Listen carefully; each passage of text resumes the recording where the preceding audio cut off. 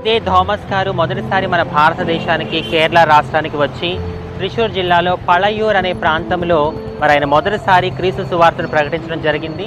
మీరు ఇక్కడ పేరు చూడొచ్చు, సెయింట్ థామస్ అని చెప్పేసి క్లియర్గా నేమ్ ఉంటుంది. అక్కడ ఏడి క్రీస్తు శకము 52వ సంవత్సరం అని చెప్పి కూడా ఉంటుంది క్లియర్గా. రండి చర్చ్. సో ప్రజెంట్ త్రిశూర్ జిల్లాలో పళయూర్ అనే ప్రాంతంలో సెయింట్ థామస్ గారు చర్చ్ కట్టిన ఫస్ట్ చర్చ్ అనమాట. ఇది మీరు గూగుల్లో కూడా సెర్చ్ చేయొచ్చు.